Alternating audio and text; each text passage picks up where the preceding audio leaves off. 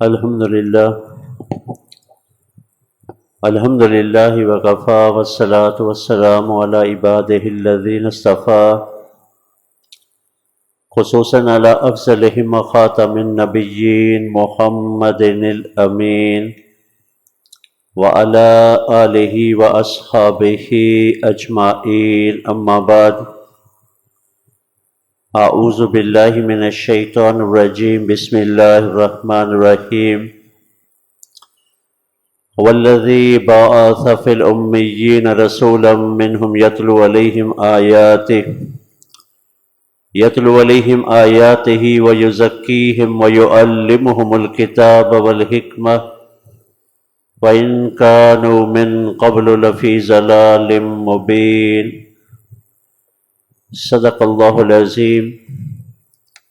وقال النبی صلی اللہ علیہ وآلہ وسلم: انما بعثت معلما، او کما قال صلی اللہ علیہ وآلہ وسلم۔ رب اشرح لی صدری ویسر لی امری واحلل عقدۃ من لسانی یفقہوا قولی۔ اللہم الہمنا رشدنا واعذنا من شرور انفسنا۔ اللہم ارنا الحق حقا وارزقنا اتباعہ وارنا الباطل باطلا وارزقنا اجتنابہ، آمین یا رب العالمین۔ محترم و مکرم برادران و عزیز نوجوانان اسلام، السلام علیکم ورحمۃ اللہ۔ آج کی ہماری جو گفتگو کا موضوع ہے،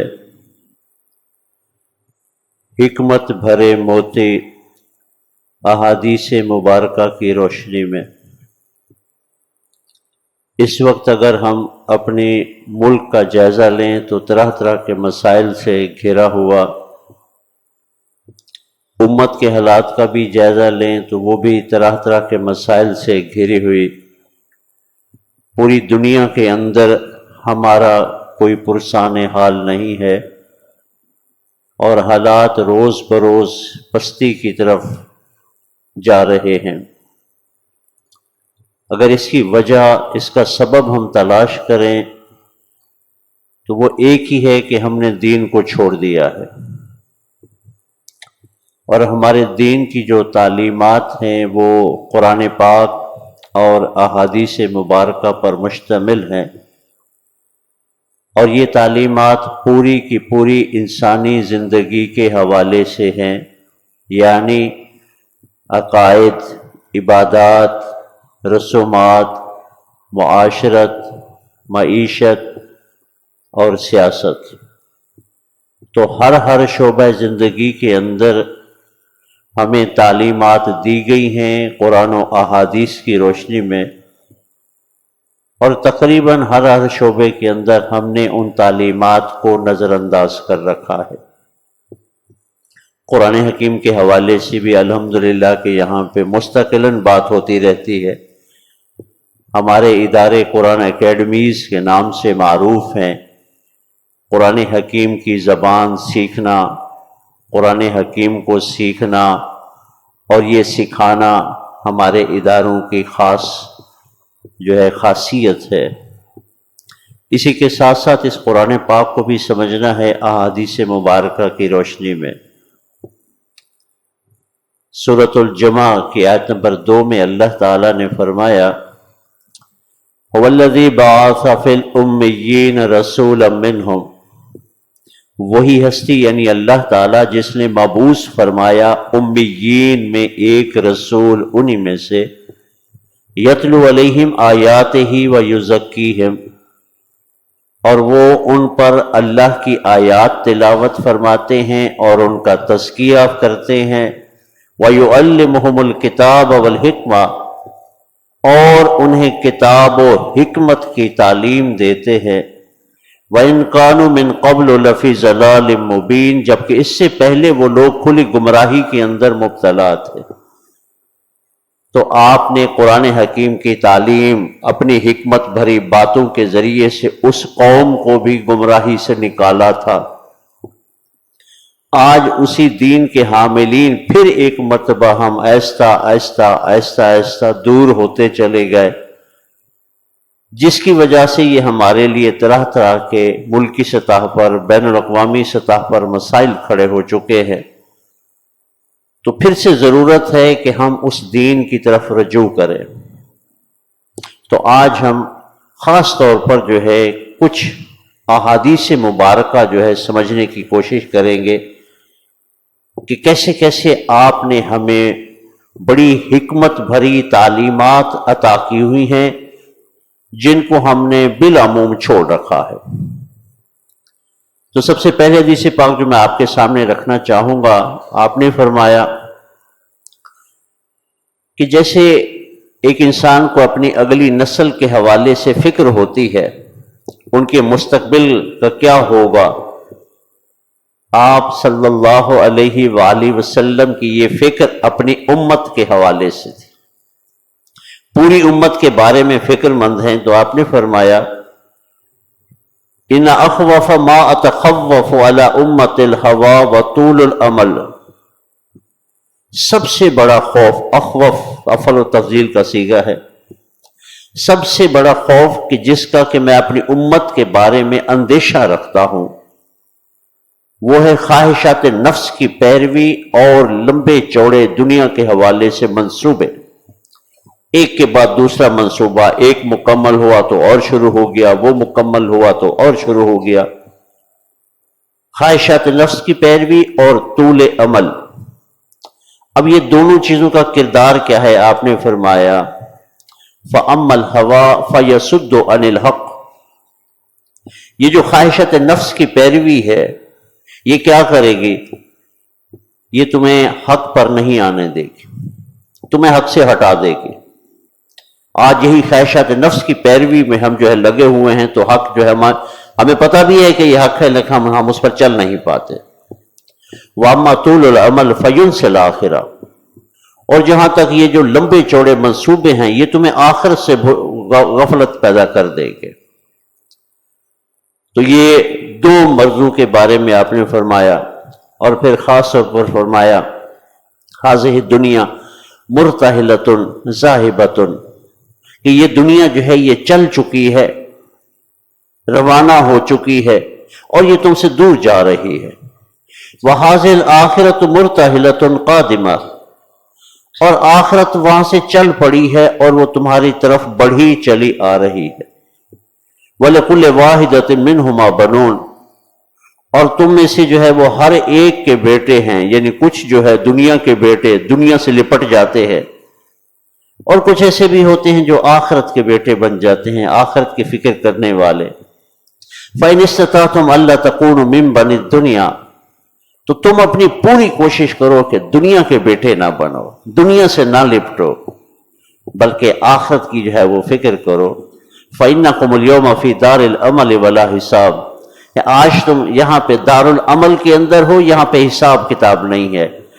وَغَدًا أَنْتُمْ فِي دَارِ الْآخِرَةِ وَلَا عَمَلٍ، اور کل کو جو ہے تم آخرت کے اندر جب ہوگے، وہاں پہ حساب کتاب ہونا ہے، عمل نہیں ہونا ہے۔ تو آج یہاں پہ جو ہے وہ محنت کرنی ہے۔ تو دو چیزوں کے حوالے سے آپ نے کہا کہ مجھے بڑا اندیشہ ہے، خواہشات نفس کی پیروی اور لمبے چوڑے منصوبے، اور خواہشات نفس کی پیروی تمہیں حق سے ہٹا دے گی، حق پر نہیں چلنے دے گی، اور لمبے چوڑے منصوبے تمہیں آخرت جو ہے وہ بھلا دیں گے۔ یہی چیزیں ہیں جو آج ہمارے پاس وقت نہیں ہے دین کو سیکھنے کا۔ جس سے بھی بات کروں کہتے ہیں میرے پاس وقت نہیں ہے، تو وقت کدھر صرف ہو رہا ہے؟ وہ لمبے چوڑے جو منصوبے ہیں انسان کے اس دنیا کے حوالے سے۔ پھر حق معلوم بھی ہو جائے تو چل کیوں نہیں پاتے اس پر؟ علم حاصل بھی ہو جائے دین کا، نہیں چل پاتے۔ خواہشات نفس کی پیروی ہے، ان کو پورا کرنا ہے ہم نے، لہذا وہ ہمیں حق سے دور کر دیتی ہیں۔ ایک اور حدیث مبارکہ آپ نے فرمایا، پھر وہی آخرت کے حوالے سے توجہ فرمایا، لا تزول قدم ابن آدم من عند ربهم یوم القیامت حتی یسأل عن خمس، بندے کے قدم روز آخرت اپنے رب کے سامنے سے نہیں ہٹ پائیں گے جب تک کہ اس سے 5 سوال نہ کر لیے جائیں۔ سوال نمبر 1، عن عمرہ فیما افنا، عمر کے بارے میں بتا اسے کہاں پہ فنا کیا تھا۔ وَعَنْ شَبَابِهِ فِيمَا أَبْلَىٰ، سوال نمبر 2، خاص جوانی کے بارے میں اسے کہاں پہ لگایا تھا؟ توجہ طلب بات ہے۔ بات جب آ گئی عمر کی تو عمر تو جو ہے وہ شروع ہوئی پیدا ہوتے ہی مرتے دم تک، یہ سارا پیریڈ دنیا کی عمر کہلاتی ہے۔ تو ایک تو عمومی سوال آ گیا، تو پھر یہ خاص جوانی کا سوال کیوں آ گیا ہے؟ انسانی اعمال کے اعتبار سے جو اس کے اچھے یا برے اثرات پڑتے ہیں ماحول معاشرے کے اندر، وہ جوانی کا پیریڈ ہوتا ہے۔ اب جوانی کا پیریڈ تو اپنی مرضی کے مطابق لگاتا رہے، اور جب بوڑھا ہو گیا کسی کام کا نہیں رہا تو پھر کہتا ہے اب میں اللہ کی طرف جو ہے وہ رجوع کرتا ہوں۔ بہرحال اس عمر میں بھی اللہ رجوع کرنے کو قبول فرما لے، لیکن جو کروشل پیریڈ ہے انسان کی زندگی کا وہ جوانی کا دور ہے۔ وَعَنْ شَبَابِهِ فِيمَا أَبْلَىٰ، جوانی کو کہاں پہ لگایا تھا؟ سوال نمبر 3، وَأَمَّالِهِ مِنْ أَيْنَ اكْتَسَبَهُ، مال کے بارے میں بتا اسے کہاں سے کمایا تھا؟ حلال سے کمایا تھا، حرام سے کمایا تھا؟ سوال نمبر 3۔ سوال نمبر 4، وَفِيمَا أَنْفَقَهُ، اور اس مال کے بارے میں بتا کہ اسے خرچ کہاں پہ کیا تھا؟ تو جان لیجئے کہ ہمارے اوپر اس دین کے حوالے سے پابندیاں عائد کی گئی ہیں، کمانے کے حوالے سے بھی۔ ایسا نہیں ہے کہ ہم اپنی مرضی سے جو کمانا چاہیں جس طریقے سے کمانا چاہیں کمائی کرتے رہے، پابندیاں ہیں۔ اور خرچ کے حوالے سے بھی پابندیاں ہیں، ایسا نہیں ہے کہ ہم نے کما لیا ہے اب جیسے چاہیں اسے خرچ کرتے پھریں۔ سوال نمبر 5، وَمَاذَا عَمِلَ فِيمَا عَلِمَ، اور جو علم دیا گیا اس پہ عمل کتنا کیا تھا؟ کتنی جامع حدیث پاک ہے، پوری کی پوری زندگی اس کے اندر آتی ہے، پورا کا پورا دین، یہ دین کا علم دیا گیا ہے۔ یہ اس لیے نہیں دیا گیا ہے کہ اس میں ڈگریاں حاصل کرتے جائے، علامہ بنتے چلے جائے، بلکہ یہ علم اس لیے دیا گیا ہے کہ اس پہ عمل کیا جائے، اور ہر ایک سے اللہ تعالیٰ نے اس کے بارے میں پوچھنا ہے کہ اس پر عمل کتنا کیا تھا۔ اللہ تعالیٰ ہم سب کو ان سوالات کی ابھی سے ہی تیاری کرنے کی فکر و توفیق عطا فرمائے۔ اگلی حدیث پاک آپ نے فرمایا، اثنان یکرہہما ابن آدم، دو چیزیں ایسی ہیں جسے اولاد آدم عام طور پر ناپسند کرتی ہے۔ آپ بھی جائزہ لیں گے تو ظاہر سی بات ہے وہ دونوں چیزیں جو ہے ہم میں سے ہر ایک کو ناپسند ہیں۔ اثنان یکرہہما ابن آدم، دو چیزیں ایسی ہیں جسے اولاد آدم ناپسند کرتی ہے۔ یکرہ قلت المال، پہلے نمبر پر فرمایا انسان جو ہے مال کے تھوڑا ہونے کو ناپسند کرتا ہے۔ آج تک دیکھا کسی کی خواہش ہو کہ پچھلے سال میرے ایسٹ اتنے تھے، اس سال میرے اتنے کم ہو جائیں، آگے بڑھنے کی خواہش ہے، زیادہ سے زیادہ جو ہے وہ جمع کرنے کی خواہش ہے، تو قلت المال کو ناپسند کرتا ہے۔ وَقِلَّةُ الْمَالِ أَقَلُّ لِلْحِسَابِ، مال کا تھوڑا ہونا اس کے حساب کو بھی کم کر دے گا۔ حساب ہونا ہے نا، ابھی ہم نے وہ حدیث پاک پڑھی، کہاں سے کمایا تھا، کہاں پہ خرچ کیا تھا۔ تو تھوڑا مال ہے تو اس کا حساب کتاب بھی ظاہر ہے کہ کم ہی اس حساب سے ہو جانا ہے۔ دوسری بات جسے انسان ناپسند کرتا ہے، وَيَكْرَهُ الْمَوْتِ، اور مرنے کو ناپسند کرتا ہے انسان، اپنی سے پوری کوشش کرتا ہے، یہاں پہ ہر ممکن جو اس سے بن سکتا ہے وہ کوشش کرتا ہے کہ میں اپنی زندگی کو زیادہ سے زیادہ کر لوں، زیادہ سے زیادہ کر لوں۔ وَيَكْرَهُ الْمَوْتِ وَالْمَوْتُ خَيْرٌ لِّلْمُؤْمِنِ مِنَ الْفِتْنَةِ، جبکہ موت جو ہے بندہ مومن کے لیے بہتر ہے کسی دنیا کے کسی فتنے میں پڑ جانے سے، کسی فتنے میں مبتلا ہو جانے سے۔ اور سب سے بڑا فتنہ کسے کہا گیا ہے جس میں عام طور پر ہم لگے رہتے ہیں؟ انما اموالکم و اولادکم فتنہ، تمہارے مال، تمہاری اولادیں، اور یہ چیزیں ہیں جو ہمیں مصروف کر دیتی ہیں، دین سیکھ نہیں پاتے، سیکھ بھی لیں تو ان چیزوں، ان محبتوں کی وجہ سے اس پہ ہم عمل نہیں کر پاتے۔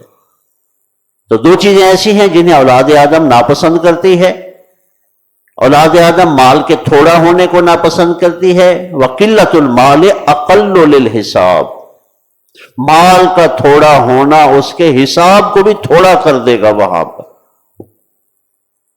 وَيَكْرَهُ الْمَوْتِ وَالْمَوْتُ خَيْرٌ لِّلْمُؤْمِنِ مِنَ الْفِتْنَةِ، موت بہتر ہے۔ دیکھیے تھوڑی زندگی جی کر اور متقیانہ طرز عمل اختیار کر کے اس دنیا سے چلا گیا، جنت کا حقدار بن گیا، گھاٹے میں ہے یا فائدے میں ہے؟ اور زیادہ زندگی جی کر یہاں پہ دنیا کی کسی فتنے میں پڑ کر آخرت کو خراب کر گیا، فائدے میں چلا گیا یا نقصان میں چلا گیا؟ نقصان میں چلا گیا۔ اسی سے متعلق ایک اور حدیث پاک بھی آپ کے سامنے رکھتا ہوں۔ آپ سے پوچھا گیا ایک مرتبہ، ای الناس خیر، لوگوں میں سے ایک اچھا انسان کون ہے، انجام کے اعتبار سے بہتر انسان کون ہے؟ آپ نے فرمایا من طال عمرہ وحسن عملہ، جس بندے کی عمر لمبی ہو اس کے ساتھ ساتھ اس کے اعمال بھی اچھے ہوں۔ تو فرمایا انجام کے اعتبار سے اچھا ہے، زیادہ عمر ملی ہے تو اس نے زیادہ سے زیادہ اس نے نیکیاں کمائی ہیں، زیادہ سے زیادہ اس نے اپنی آخرت جو ہے وہ بنائی ہے اس پیریڈ سے جو ہے، تو فرمایا انجام کے اعتبار سے اچھا ہے۔ پھر پوچھا گیا وَأَيُّ النَّاسِ شَرٌّ، تو انسانوں میں انجام کے اعتبار سے برا کون ہے؟ تو آپ نے فرمایا من طال عمرہ وساء عملہ، جس کی عمر لمبی ہو لیکن اس کے ساتھ اس کے اعمال برے ہو۔ اب ظاہر سی بات ہے، لمبی عمر حاصل کی ہے تو وہ اسے زیادہ موقع مل رہا ہے اور زیادہ برائیاں کرنے کا اور لمبے پیریڈ کے لیے دین کے احکامات چھوڑنے کا۔ دیکھیے ایک نماز چھوڑنے کا جو ہے وہ کتنا جو ہے وہ گناہ ہے، تو پتنی اتنے کتنے عرصے کی نمازیں چھوڑیں، کتنے عرصے کے اس نے روزے نہیں رکھے، کتنے عرصہ جو ہے وہ اور غلط کاریاں کرتا رہا، کتنا اسے موقع ملا جھوٹ بولنے کا، کتنا اس نے موقع حاصل کیا کوئی دھوکے اور فراڈ کرنے کا۔ تو فرمایا ایسا انسان جو ہے وہ انجام کے اعتبار سے برا ہے۔ ای الناس خیر من طال عمرہ وحسن عملہ، کون سا انسان اچھا ہے؟ جس کی عمر لمبی ہو اور ساتھ ہی اس کے اعمال بھی اچھے۔ وَأَيُّ النَّاسِ شَرٌّ، اور کون سا انسان برا ہے؟ تو فرمایا من طال عمرہ وساء عملہ، جس کی عمر تو لمبی ہو لیکن اس کے اعمال برے ہو۔ آج ہم دیکھیں کہ عمر لمبی کرنے کی بڑی کوشش کرتے ہیں، سب کے سامنے ہے، سب کے سامنے ہے کہ ہم عمر لمبی کرنے کی بہت کوشش کرتے ہیں، اور جہاں سے انسان کے اعمال اچھے ہو سکتے ہیں وہاں کے لیے کتنی کوشش کرتے ہیں، کتنی فکر ہوتی ہے ہمیں بھائی، اور جہاں پہ جو ہے انسان کے اعمال برے ہو سکتے ہیں وہاں سے اپنے آپ کو بچانے کی کتنی فکر کرتے ہیں۔ تو عمر لمبی ہونے کے ساتھ ساتھ زیادہ سے زیادہ اپنے اعمال کی بھی جو ہے وہ فکر کرنی ہے، اچھے اعمال ہو جائیں۔ آخرت کے حوالے سے ہی ایک اور حدیث پاک آپ کے سامنے رکھنا چاہوں گا، کیونکہ یہ باتیں اکثر و بیشتر ہمارے ذہنوں میں ہوتی نہیں ہیں۔ میدان حشر بھی ہے تو میدان حشر کی بھی کافی تفاصیل ہیں، ایک حدیث مبارکہ پہلے بھی ہمارے سامنے آ چکی، یہ بھی میدان حشر سے متعلق ہے۔ آپ نے فرمایا انی فرطکم علی الحوض، میں تمہارا استقبال کروں گا اپنے حوض پر، حوض کوثر پر اپنی امت کا استقبال کریں گے۔ من مر علیہ شربا، جو بندہ جو بھی میرا امتی میرے پاس آئے گا وہ میرے ہاتھ سے اس حوض کا پانی پیے گا، اللہ تعالی ہم سب کو نصیب فرمائے۔ ومن شرب لم یظمأ ابدا، اور جس نے میرے ہاتھ سے اس میرے حوض کا پانی پی لیا، میدان حشر کے 50,000 سال جو وہاں پہ رہنا ہے اسے کبھی پیاس نہیں لگے گی۔ سیردن علی اقوام، تو ان قریب جو ہے کچھ لوگ مجھ تک آنے کی کوشش کریں گے۔ عارفہم و یعرفوننی، میں انہیں پہچانتا ہوں گا وہ مجھے پہچانتے ہوں گے، میں پہچانتا ہوں گا میرے امتی ہیں، وہ پہچانتے ہوں گے ہمارے رسول ہے، اور ان کے ہاتھ سے ہم نے حوض کوثر سے جو ہے وہ پانی بابرکت پانی پینا ہے، اس کے لیے وہ بڑھنے کی کوشش کریں گے۔ ثم یحال بینی و بینہم، پھر میرے اور ان کے درمیان رکاوٹ حائل کر دی جائے گی، ان کو آگے آنے سے روک دیا جائے گا، کوئی بیریئر ڈال دیا جائے گا آگے. ثم یحال بینی و بینہم فاقول، اب اللہ کے رسول بھی دیکھ رہے ہوں گے، تو میں ان بیریئر ڈالنے والوں سے کہوں گا فاقول کہ ان کو کیوں روکا ہے، انہم منی، یہ مجھ سے ہیں، انہیں آنے دو مجھ تک، جو ہے وہ کیوں روک دیا گیا ہے انہیں. فیقال، تو کہا جائے گا ان روکنے والوں کی طرف سے، انک لا تدری ما احدثوا بعدک، اے محمد صلی اللہ علیہ وسلم آپ نہیں جانتے کہ آپ کے بعد انہوں نے کیا کچھ ایجاد کر دیا تھا، کیا کچھ دین کا حلیہ بگاڑ کر رکھ دیا تھا.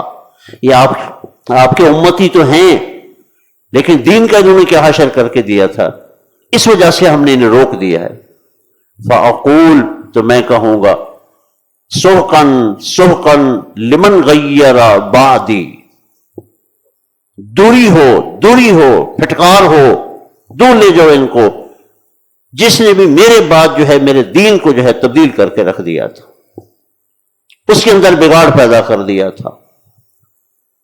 آج ہم سب مانتے ہیں ہمارے مسائل کا سبب دین سے دوری ہے، تو حل کیا ہے؟ دنیا کے مسائل کا حل بھی دین پر آنا ہے، آخرت کے مسائل کا حل بھی دین پر جو ہے وہ آنا ہے. اسی طرح سے آپ نے فرمایا صلی اللہ علیہ وآلہ وسلم، بڑی خوبصورت حدیث پاک ہے، آپ نے فرمایا ما زہد عبد فی الدنیا، اگر کوئی بندہ دنیا کے اندر زہد اختیار کرتا ہے، زہد، دنیا کا اوپر اثر نہ ہونا، دنیا سے متاثر نہ ہونا، دنیا کو ہی اپنا مطلوب، اپنا مقصود نہ بنا لینا، اسے کہتے ہیں زہد. ما زاہد عبد فی الدنیا الا انبت اللہ الحکمت فی قلبی، اس کے نتیجے میں، اس زہد کے نتیجے میں اللہ تعالیٰ اس کے دل کے اندر حکمت، دانائی، وزڈم، حکمت اگا دیتا ہے. اور حکمت کے حوالے سے جان لیجئے، یہ دانائی، دانش مندی، عقل مندی، معاملہ شناسی، دور اندیشی، اللہ تعالیٰ یہ پیدا کر دیتا ہے. قرآن پاک میں کیا فرمایا گیا ہے؟ یؤتی الحکمت من یشاء، اللہ تعالیٰ حکمت عطا کرتا ہے جس کو چاہتا ہے. ومن یؤت الحکمت فقد اوتی خیرا کثیرا، اور جسے وہ دانش عطا کر دی گئی، وہ دانش ہمارے والی دانش نہیں، قرآنی دانش، احادیث مبارکہ والی دانش. ورنہ تو یہاں پہ بڑے بڑے دانشور ہیں جو قرآن سے بھی دور، احادیث مبارکہ سے دور، لیکن کہنے کو دانشور ہے. وَمَن يُؤْتَ الْحِكْمَةَ فَقَدْ أُوتِيَ خَيْرًا كَثِيرًا، اور جسے دانش مندی عطا کر دی گئی اسے تو خیر کثیر عطا کر دیا گیا. مَا زَاهِدَ عَبْدٌ فِي دُنْيَا إِلَّا أَنبَتَ اللَّهُ الْحِكْمَةَ فِي قَلْبِهِ، جب بھی بندہ زہد اختیار کرتا ہے دنیا کے اندر، اللہ تعالیٰ اس کے اندر حکمت، دانائی اگا دیتا ہے. نباتات، انبت اللہ اگا دیتا ہے اس کے اندر. وَانْتَقَ بِهَا لِسَانًا، اور اس دانش مندی کو اس کی زبان پر بھی جاری کر دیتا ہے. وہی دانش مندی کی باتیں اس کی زبان مبارک سے دوسروں تک پہنچ رہی ہوگی. وَبَصَّرَهُ عَيْبَ الدُّنْيَا وَدَاءَهَا وَدَوَاءَهَا، اور ایسے بندے کو اللہ تعالیٰ دنیا کے عیوب دکھا دیتا ہے. دنیا کے جو بھی امراض ہیں، وہ چیزیں جو انسان کو نقصان پہنچا سکتی ہیں، اللہ تعالیٰ ان سے آگاہی دے دیتا ہے، اور ان کا علاج بھی اللہ تعالیٰ اسے عطا کر دیتا ہے. ما زہد عبد فی الدنیا الا انبت اللہ الحکمت فی قلبہ وانطق بها لسانہ وبصرہ عیب الدنیا وداءها ودواءها.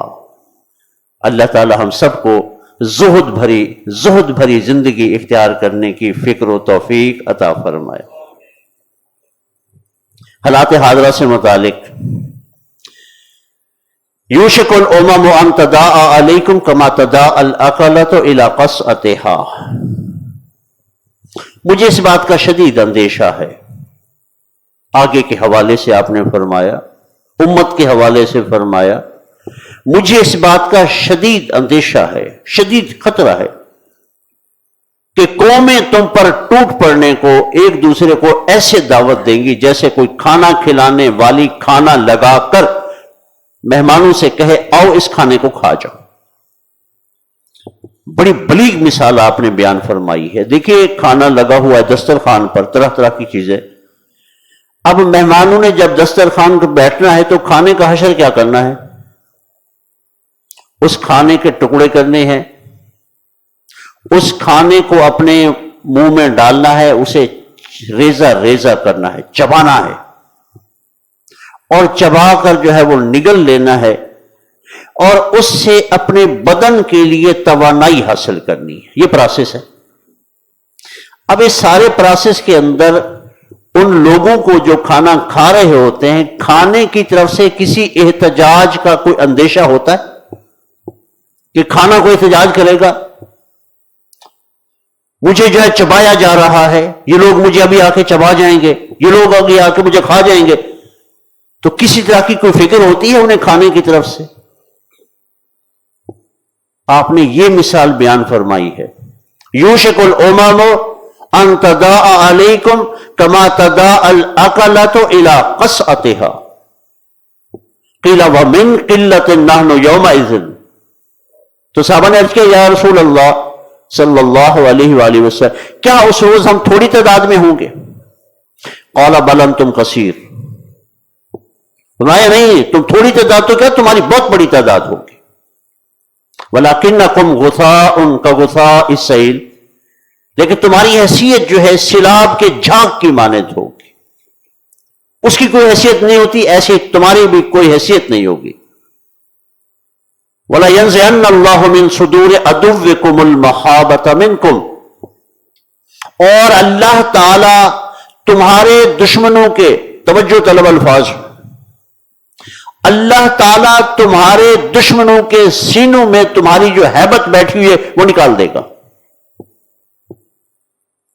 وَلَا يَقْذِفَنَّ فِي قُلُوبِكُمُ الْوَهْنَ، اور تمہارے دلوں کے اندر وہن کا مرض پیدا کر دے گا۔ صحابہ کرام بڑے حیران ہوئے، قیل وَمَا الْوَهْنُ، اس بیماری کا پہلے تو نام نہیں سنا تھا، یہ کون سی بیماری ہے؟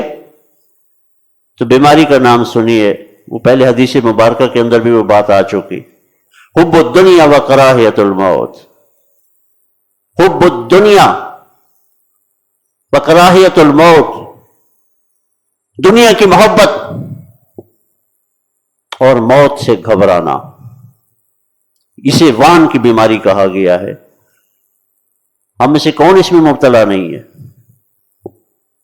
اور اوپر چلتے جائیں، اوپر چلتے جائیں، کیوں آج جو ہے یہ آپ نے دیکھا ہوگا وہ نقشہ جو ہے وہ سوشل میڈیا پہ، چاروں طرف اسرائیل کے چاروں طرف بڑے بڑے اسلامی ممالک ہیں، ان کو سبز رنگ دیا گیا ہے، اور بیچ میں ایک چھوٹا سا ملک ہے اسرائیل کا، اور نیچے آپ وہ کیپشن پڑھتے ہوں گے کہ ان سارے کے سارے بڑے بڑے ممالک کو، بڑے بڑے وسائل رکھنے ممالک کو اس چھوٹے سے ملک سے خطرہ ہے۔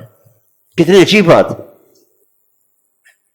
تصور کیجئے ذرا اس وقت کے عرب کا، کتنی آبادی تھی عرب کی جب آپ صلی اللہ علیہ وآلہ وسلم نے اپنی دعوت کا آغاز فرمایا؟ کتنی آبادی تھی؟ بامقابلہ ایران کے، بامقابلہ سلطنت روما کے کتنی آبادی ہے؟ وسائل کے اعتبار سے کتنے تھے؟ نہ ہونے کے برابر، آبادی نہ ہونے کے برابر، لیکن تھوڑے ہی عرصے میں کیا ہو گیا؟ صرف جزیرت العرب نہیں، سلطنت روما بھی پاش پاش ہوئی، سلطنت ایران بھی پاش پاش ہوئی۔ یہ وجہ ہے جو بتائی گئی ہیں قرآن پاک میں بھی، احادیث مبارکہ کے اندر بھی۔ ہم وجوہات کی طرف نہیں جاتے ہیں عام طور پر۔ حب الدنیا و کراہیت الموت، یہ دو چیزیں جب تمہارے اندر پیدا ہو جائے گی پھر تمہاری یہ حالت ہو جائے گی، قومیں تم پر ٹوٹ پڑنے کو ایسے دعوت دیں گی جیسے کوئی کھانا کھلانے والی کھانا لگا کر کہے آؤ اس کھانے کو ختم کر چھو۔ ہم سب عملی شکل دیکھ رہے ہیں، بس یہ ہے کہ باریاں لگی ہوئی ہیں، کبھی کس کی باری، کبھی کس کی باری، کبھی کس کی باری جو ہے۔ اللہ تعالی ہم سب کو اس بیماری سے محفوظ فرمائے۔ ایک اور حدیث پاک آپ نے فرمایا صلی اللہ علیہ وآلہ وسلم، لا یؤمن احدکم حتی یکون ہواہ تبعا لما جئت بہ، تم میں سے کوئی شخص اس وقت تک مومن نہیں ہو سکتا۔ تصور کیجئے جب آپ نے یہ بات بیان فرمائی ہوگی تو آپ کے سامنے کون لوگ موجود ہوں گے؟ کیا ہم بیٹھے ہوئے تھے؟ صحابہ کرام رضوان اللہ تعالی علیہم اجمعین، کتنی عظیم المرتبت ہستیاں، ان سے بیان فرمائی یہ بات، ایمان کے اعلیٰ مراتب پر فائز۔ لا یؤمن احدکم، تم میں سے کوئی شخص اس وقت تک ایمان والا نہیں ہے، ایمان نہیں رکھتا ہے، حتی یکون ہواہ تبعا لما جئت بہ، جب تک کہ اس کی خواہشات نفس تابع نہ ہو جائیں اس چیز کے جو میں لے کر آیا۔ قرآن پاک، احادیث مبارکہ اپنی خواہشات نفس کو ان کے تابع کرنا ہے۔ دیکھیں قرآن پاک کے اندر آتا ہے سورۃ البقرہ میں، وَعَسَىٰ أَن تَكْرَهُوا شَيْئًا، ہو سکتا ہے تمہیں کوئی چیز ناپسند ہو، کوئی عقیدہ، کوئی نظریہ، کوئی طرز زندگی تمہیں ناپسند ہے، وَهُوَ خَيْرٌ لَكُمْ، جبکہ وہ تمہارے لیے بہتر ہو، اسی میں تمہاری بھلائی ہو، تمہیں ناپسند ہے تمہارے لیے بہتر ہے وہ۔ وَعَسَىٰ أَن تُحِبُّوا شَيْئًا، اور یہ بھی ہو سکتا ہے کہ تم اپنی عقل سے کسی چیز کو پسند کرو، وَهُوَ شَرٌّ لَكُمْ، جبکہ وہ تمہارے لیے شر۔ وَاللَّهُ يَعْلَمُ وَأَنْتُمْ لَا تَعْلَمُونَ، اللہ تعالیٰ جانتا ہے تم نہیں جانتے۔ کیا فرمایا اللہ تعالیٰ نے کہ جس چیز میں تمہارے لیے فائدہ ہے وہی کرنے کا تمہیں حکم دیا جا رہا ہے، جن کاموں میں تمہارے لیے شر ہے انہی کاموں کے کرنے سے تمہیں روکا جا رہا ہے۔ تمہیں خود سے نہیں پتا، تم خود جو ہے وہ اپنے اچھے برے بھلے کے بارے میں نہیں جان سکتے، اللہ نے فرمایا میں جانتا ہوں تم نہیں جانتے۔ تو کیا خیال ہے اللہ کے اس فرمان کے مقابلے میں ہمارا جواب یہ ہو کہ نہیں اے اللہ تو نہیں جانتا، ہم جانتے۔ دیکھیے یہ سارا معاملہ چل رہا ہے پسند ناپسند کا، پسند ناپسند کا۔ میرا لباس کیسا ہو میں اپنی پسند کے مطابق، میری وضاقت کیسی ہو، شکل و صورت کیسی ہو میری پسند ناپسند کے مطابق، گھر کا ماحول کیسا ہو ذاتی پسند ناپسند، پروفیشن کون سا اختیار کریں ذاتی پسند ناپسند، رشتے ناطے کہاں پہ کریں ذاتی پسند ناپسند، کوئی معاشی جو ہے وہ سرگرمی کریں کس پہ ذاتی پسند ناپسند، کوئی سیاسی معاملات اختیار کریں کس پہ ذاتی پسند ناپسند۔ کہیں پہ اللہ تعالیٰ کی پسند ناپسند کا کوئی عمل دخل ہے؟ کہیں پہ دیکھ لیں، کہیں پہ دیکھ لیں کہ اللہ تعالیٰ کی پسند اور ناپسند کا معاملہ، کہ میں جس چیز کو پسند کر رہا ہوں یہ چیز، یہ عمل، یہ میرے رب کو بھی پسند ہے کہ نہیں ہے؟ کبھی یہ سوچا؟ اور میں جس کام سے رکنا چاہ رہا ہوں کیا میرے رب نے مجھے جو ہے نا یہ کام کرنے کا حکم دیا ہوا کہ نہیں دے رکھا ہے؟ میں اسے ناپسند کر رہا ہوں کہ ایسا تو نہیں ہے کہ میرے رب نے اس کام کے کرنے کو پسند کیا ہو۔ واللہ یعلم وانتم لا تعلمون، تو تم اس وقت تک مومن نہیں ہو سکتے جب تک کہ تمہاری خواہشات نفس اس چیز کے تابع نہ ہو جائیں جو میں لے کر آیا ہوں۔ ایک اور حدیث پاک خاص طور پر ہمارے دین کے اندر یہ معاش کے حوالے سے بڑی، ہمارے جتنے بھی مسائل ہیں یہ ملک کی سطح پر ہوں یا بین الاقوامی سطح پر ہوں، جتنے بھی مسائل ہیں یہ سارے کے سارے جو ہے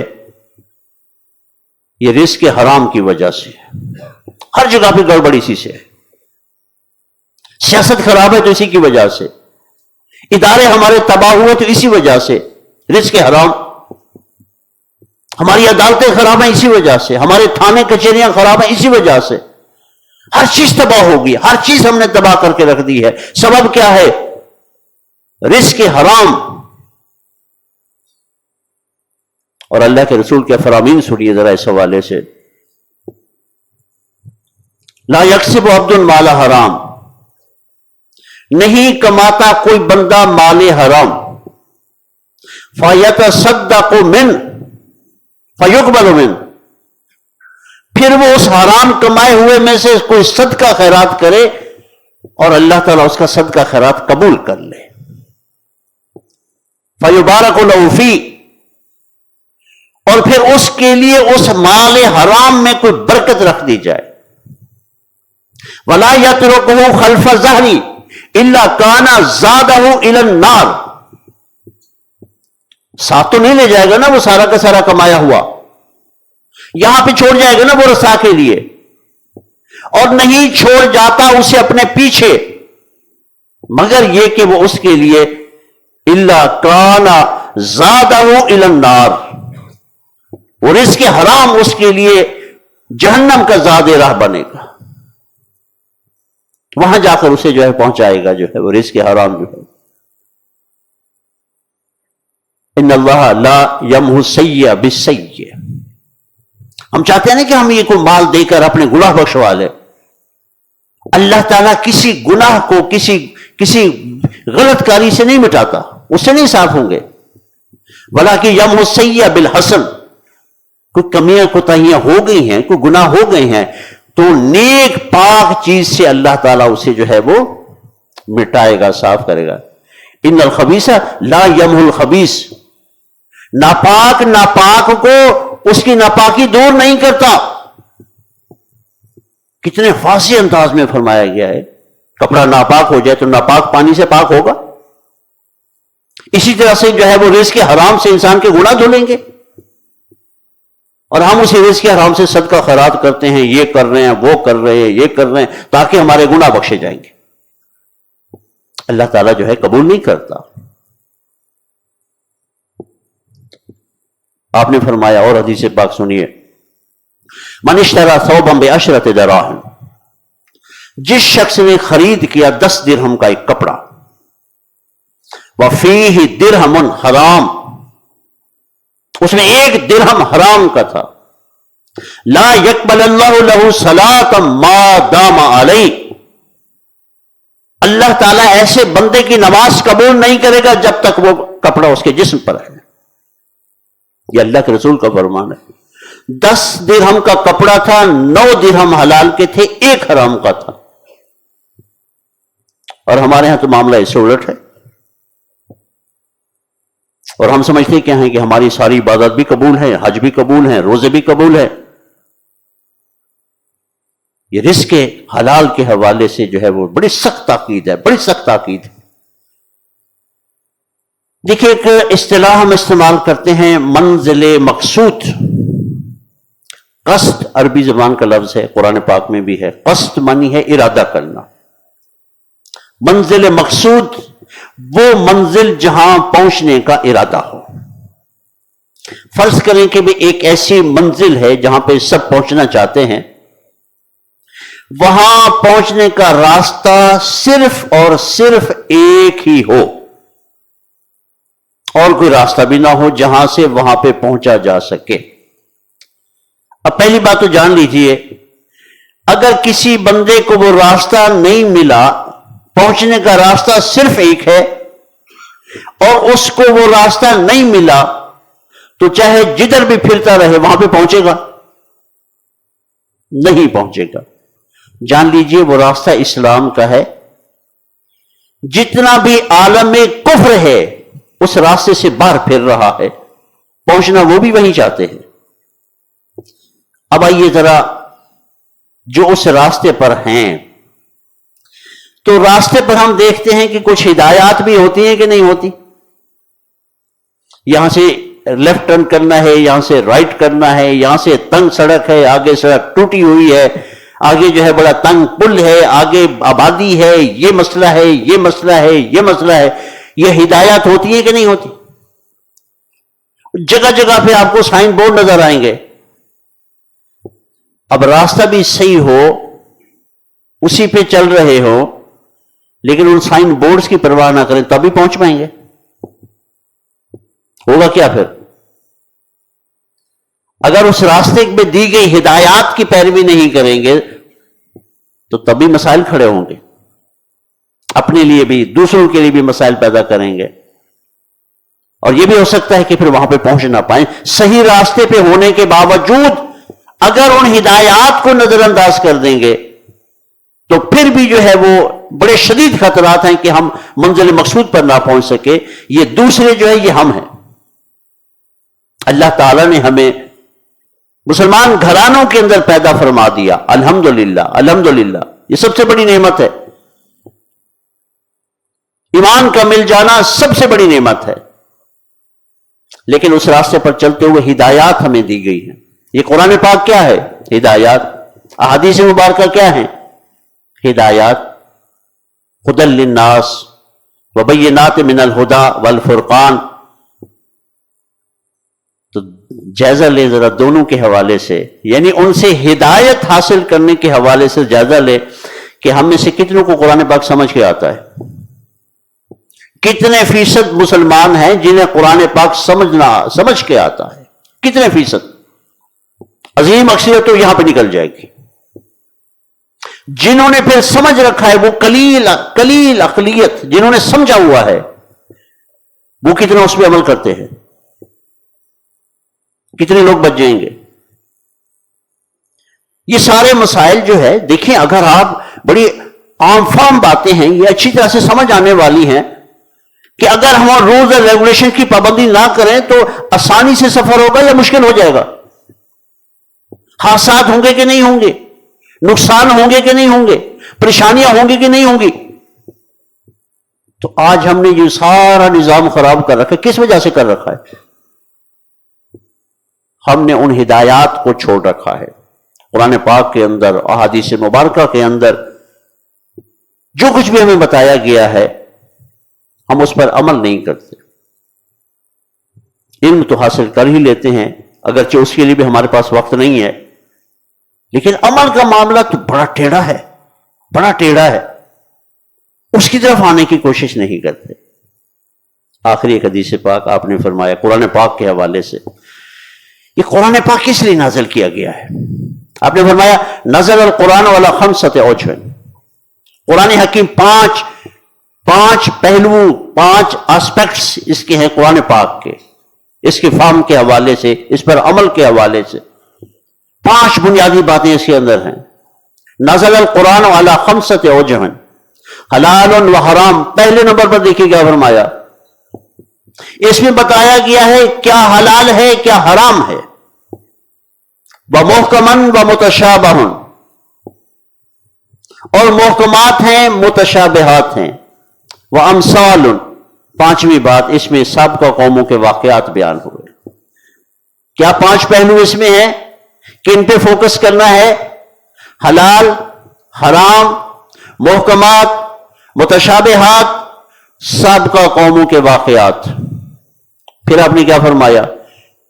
ان کا صرف علم حاصل کر لو، صرف ان کا علم حاصل کر لو، بس کافی ہو گیا۔ آپ نے فرمایا فَأَحِلُّ الْحَلَالَ وَحَرِّمُ الْحَرَامَ، جس چیز کو اس میں حلال ٹھہرایا گیا اسے اپنے اوپر حلال سمجھو، اور جس چیز کو حرام ٹھہرایا گیا اسے اپنے اوپر حرام کر دو۔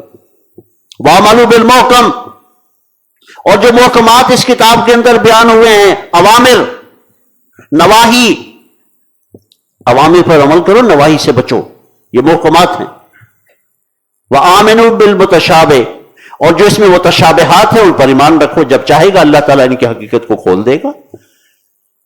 وَاعْتَبِرُوا بِالْأَمْثَالِ، سابقہ قوموں کے جو واقعات آئے ہیں نا ان سے عبرت حاصل کرو، اس لیے آئے ہیں، اس لیے آئے ہیں۔ اب ان 5 باتوں کے حوالے سے ہم کتنا کچھ اس کتاب کے ساتھ اپنا تعلق جوڑتے ہیں، کتنی کچھ فکر کرتے ہیں اس حوالے سے۔ اللہ تعالی ہم سب کو جو ہے آپ صلی اللہ علیہ وسلم کے ان حکمت بھرے احکامات پر، فرامین پر عمل کی توفیق عطا فرمائے۔ امت مسلمہ کی صورتحال آپ سب کے سامنے ہے، غزہ کی صورتحال۔ کچھ اللہ کے بندے کوشش کر رہے ہیں وہاں پہ پہنچنے کی، اپنے طور پر کوئی حکومتیں مسلمان حکومتیں بھی ساتھ نہیں ہیں، بلکہ حکومتیں روڑے اٹکا رہی ہیں، اپنی جان جوکھوں میں ڈال کر جو ہے وہ پوری دنیا کا خطرہ اس ملک کی طرف جا رہے ہیں جس کی طرف مسلمان ممالک بڑھنے کو تیار نہیں ہے، وہاں پہ جانے کی کوشش میں ہے۔ سمود فلوٹیلا کے ذریعے سے پاکستان کے بھی ساتھی گئے ہوئے ہیں، 5-6 افراد ہیں، سینیٹر مشتاق احمد خان صاحب بھی ہے اور بھی کچھ لوگ ہیں، اور اس میں تقریباً بتایا یہ گیا ہے کہ کوئی 60-70% کے قریب جو ہے نا وہ نان مسلمس ہیں، اور تقریباً کوئی 42 ممالک کے لوگ ہیں، 42 ممالک کے جو ہے لوگ ہیں، اور وہاں پہ جو ہے وہ امداد پہنچانے کی کوشش کر رہے ہیں۔ لیکن دیکھیے کہ جب تک جو ہے وہ ہماری جو بھی حکومتیں ساتھ نہیں ہوتی، اتنا کرنا، اتنا کچھ کرنا، امداد پہنچانا، خیمے پہنچانا، کوئی اور جو اس طرح کی چیزیں، دوائیاں پہنچانا، یہ بھی بڑا مشکل کر دیا گیا ہے، یہ بھی بڑا مشکل کر دیا گیا ہے۔ کتنے خطرات ہیں، تو اللہ تعالیٰ ان لوگوں کی اس محنت کو بھی قبول فرمائے، اور خاص طور پر اس میں جو نان مسلمز ہیں، اللہ تعالیٰ ان کی اس قربانی کے ذریعے سے اللہ تعالیٰ انہیں بھی دولت ایمان نصیب فرمائے۔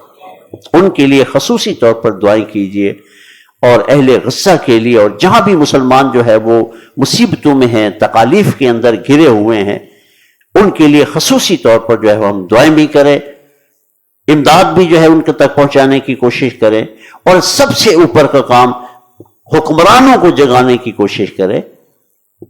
یہ مقابلہ اسی سطح پر ہو سکتا ہے۔ اسرائیل کی جو ہے وہ بیک پہ بڑی بڑی اقوام جو ہے وہ کھڑی ہوئی ہیں، امریکہ سب سے نمایاں ہے، برطانیہ سب سے نمایاں ہے، واضح طور پر ہے، سامنے ہے، سب کچھ کر رہا ہے، امداد دے رہا ہے، اسلحہ پہنچا رہا ہے، فوج سب کچھ کر رہا ہے، اور ہم دوائیاں بھی نہیں پہنچا سکتے وہاں پر۔